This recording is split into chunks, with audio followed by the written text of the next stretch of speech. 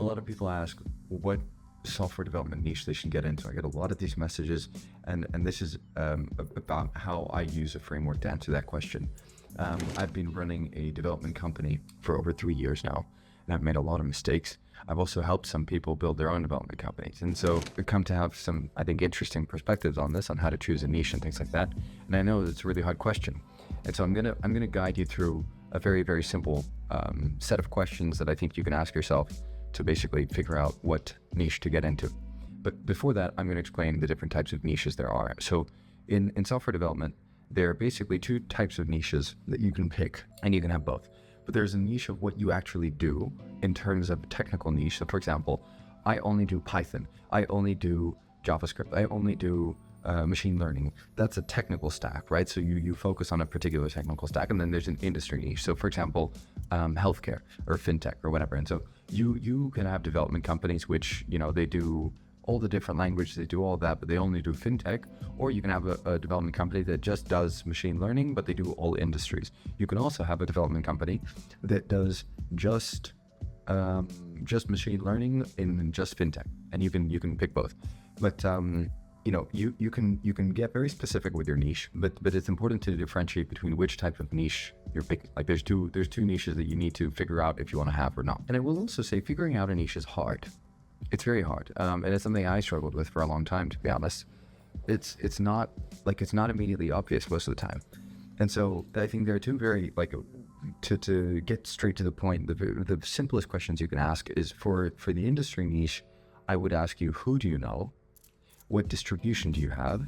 And for the technical niche, I would ask, what do you know well? What are you good at? And basically, that fundamentally is the crux of this framework. It is who do you know and what are you good at? That's it. And I want to explain basically my thesis behind those questions. But you will quickly see that those questions don't really answer what is a better or worse niche. And I will also answer the question like, okay, what if I don't know what I'm good at and I don't know anybody? I will answer that at the end of the video. A lot of people, they try and pick the best niche.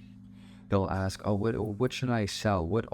I had somebody ask me, what offer should I make? It's like, listen, you can make a lot of different offers. And I really need to drill this to people's heads, but it's like, look at all of the work that gets done in the world. Look at Accenture. Accenture does billions of dollars a year in IT consulting and outsourcing.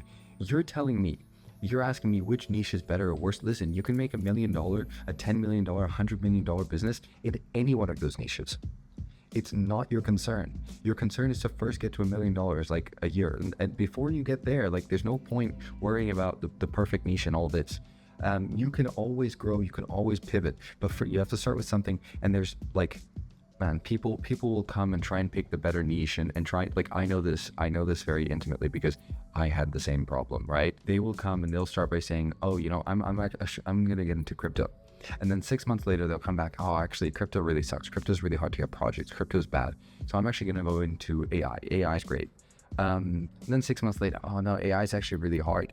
I'm actually going to go to healthcare because healthcare is better. It's actually like everybody needs it. It's like you can always justify a niche. But there's $1 million business to be built in crypto, one in AI, one in healthcare. You can do any of them. You just can't do all of them. You can do any. There's no like perfect niche. There's no golden bullet. It's just a lot of different businesses exist in different niches. And I think that's the first and biggest rookie mistake that I see, is that people try and pick the perfect niche rather than just picking one and going with it. Because the reality is, like, you can build it. You can build a $1 million business that just does landing pages and does nothing else, and just does Webflow or just does Framer. Guess what? There's enough demand out there for it. If you actually become the best person in the world at just Framer, you can just do that. And so there's no perfect answer. People get way too caught up in trying to make the perfect choice rather than just making a choice and then going with it. The reason I say that you need to figure out, I think the most important question is actually, who do you know? Because fundamentally, the hard problem when starting a business is lead generation and getting business. And if you start with who do you know, it's like, okay, that will answer the clients that you're going to get. You have to, like, you should specialize in whichever niche you have the most access to, the most distribution. And I use this pretty odd example, but like, let's say you grew up in a mining community, right? A community of like miners. I'm talking, like ores and metals and precious stones. Let's say I grew up in that community and I know loads of people in mining. Like focusing for software in a mining niche would actually be pretty good, because I'm sure software is very outdated in that industry. And so there's loads of opportunity. And if I have contacts there, it'd be amazing. But the thing is, I don't. I didn't grow up in a mining community. I don't know anybody in that community. And so if I try and go into that, I'm going to fail miserably because I have no idea what I'm talking about. But somebody who grew up in that environment is going to do very, very well at it. And there's loads of opportunity to capitalize on. And so there is no better niche. The best niche for you depends on your story. It depends on your conditions, on your environment, on who you have access to. You know somebody, you have access to something or someone. And so it really comes down to what are you the most naturally inclined toward. Some people have come from like enterprise experience, and so they can go into enterprise deals in corporate. I never came from that. I came from startups, so that's the market that I serve. I serve and work with a lot of startups because that's the kind of audience that I can meddle with very well. If you think about it, you basically, like, one of the first things you're going to have to do is find clients. One of the best ways to find clients is referrals and all that. Referrals basically means people giving you business, primarily because they like you and they're friends with you. You have to be friends with your ideal client type. So look at, like, can you be friends with that type of person or not?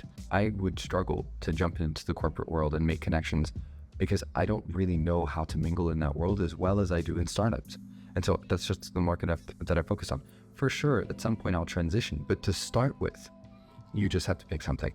And so it's who do you know and what are you good at? The technical side, I say, what are you good at? Because it's like, if you try and do something which you're not amazing at, you're going to do a shittier service, which is going to be less profitable for you. It's going to take you more time, stress you out more. You're going to do a worse job because you're not as good at it.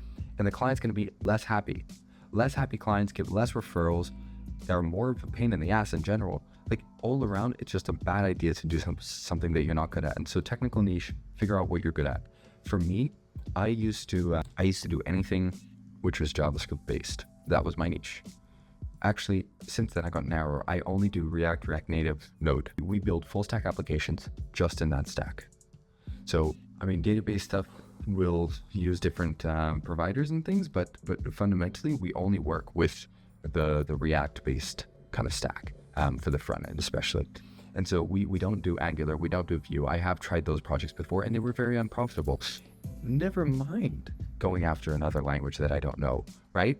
Unless I hire somebody who's a specialist in that language, but that's at a different stage once you have money to expand and whatever.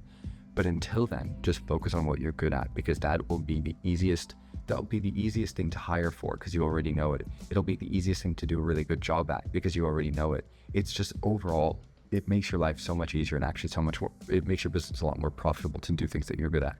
And then the other part is just like, make sure you try and focus on a niche where you know people. You can focus on enterprise size, so you can do big, medium, or small companies, right? You can kind of like figure out which one you want to target. You can also look at industry in terms of like industry area or sector. I tend to be like, I work with a lot of tech-enabled industries, so I don't work in like manufacturing and commodities and that kind of stuff. But I'm not super picky about industry, but I am quite specific about company sizes. So I work with smaller companies and more agile, early products. That's the stuff that I do. And so there's no perfect niche. I think that's a big caveat that I want to give to people. There's no perfect niche. To figure out your perfect niche, you have to ask yourself those questions. And now I want to get back to that question that I mentioned. Okay, what if you don't know anybody, right? And you're starting from complete zero, which, by the way, doesn't really happen. In that case, I would typically start by looking at who are the easiest people to access. That's the framework that I would choose myself. Is who are the people who are the easiest to find? Because if you don't know anybody, you have to meet people, and to find those people is hard. It's a harder job than people think. And so you want to make sure that you're in the pool where the group of people that you need to meet is the easiest to access. That's my personal opinion. You want to try and figure out who's easy to access. In terms of industry and whatnot, I would ask, like, what are you good at and what are you interested in? So, okay, let's say you don't know anybody in any industry for some odd reason. which is barely ever the case, then I would just go with interest. So let's say you have an interest in fintech. Okay, stick with fintech, but just do fintech and focus on that and stick with it. So just do fintech and that could work, or, you know, just health tech, prop tech, whatever. But just figure out maybe an interest of yours. That's one way to pick an industry niche. You can also start by being a little bit more industry agnostic. Just maybe figure out a type of product that you want to build. Do you want to help grow large products? Do you want to build products from scratch? There's pros and cons, but like they can both work. But I would just ask, like, who are the people that you can access, right? So who's easiest for you to find?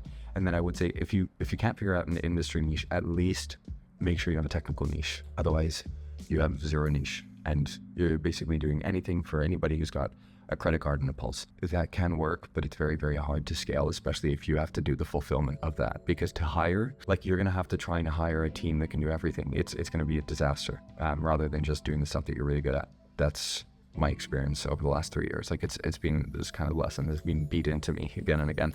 And it's hard. It's not easy to pick a niche because it feels like you're letting go of some opportunities. And yeah, sometimes you are. But it makes it a lot easier to figure out which opportunities you do want and that you are looking for. Yeah, but that's my 2 cents on this whole thing. If you enjoyed, do comment with any other questions that I can answer.